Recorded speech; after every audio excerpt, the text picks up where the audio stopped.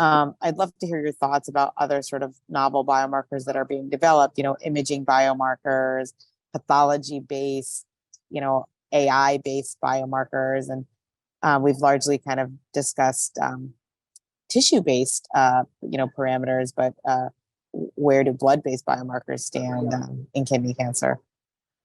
No, I think those are phenomenal questions. And that's why, despite the challenges so far, I am incredibly optimistic for the future. I think the hope is the low-hanging fruit, right? That we're going to find our EGFR. We're going to find the one mutation that's going to tell us yes or no for therapy. And I think the answer is it's more complicated than that. And because of that, we're going to need more sophisticated approaches. And that's going to fall into a lot of different buckets. I think thinking still about tissue-based approaches, we're just starting to scratch the surface. So we're moving from our one gene at a time, or bulk RNA-seq, where we put a tumor in a blender, to single cell approaches, where we actually are teasing out individual cells and finding which populations and interactions might matter. Spatial approaches, where we can actually see cellular neighborhoods that might have an impact. And we're starting to realize those probably do have an impact, things like tertiary lymphoid structures within the tumor. So I think there's hope still for tissue-based biomarkers. But then you're absolutely right. There's all of these other dimensions. There's circulating biomarkers. We know that the circulating cytokine milieu and the peripheral immune system play a critical role. And so understanding those is using high-dimensional approaches, flow cytometry, single-cell RNA sequencing, cytokine assays. Those are going to be really important. And then those enable you in some way to capture dynamics too. While it's really hard, it's not impossible, really hard to sample a tumor over and over again.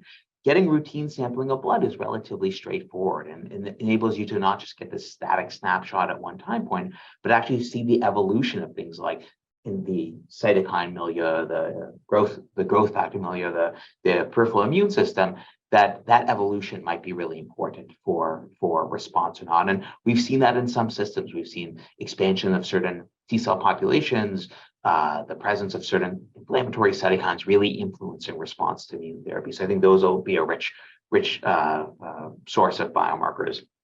And then you mentioned imaging as well. I think that's really nice. I think we're starting to really get the point of molecular imaging. Dr. Shuck's work on the CA9 molecular imaging was really, really interesting, but we know there's PDL1 based imaging, there's CD8 based imaging. And so starting to get these where you really have a whole body view of what that looks like. And can track the dynamics of that over time is really interesting. But now we're at a point where we have all these different areas and this tremendous amount of data. How do we make sense of it? And I was hopeful, maybe naively, that we'd get that one marker that's going to tell us yes, no, but I think it's going to be more complicated. I think you're absolutely right. This is where things like AI-based approaches is going to be important. Is, what are the different features, data sets that we can get? Tissue-based, blood-based, imaging-based, and then how can we integrate that together and say, what is the most important thing to decide yes or no for this patient? And it's probably not going to be necessarily binary, and that's okay. I think we can deal with complexity, but I think it's going to capture each of those data types. But then I think the hard work is going to be then combining it together in an intelligent way to make sense of it.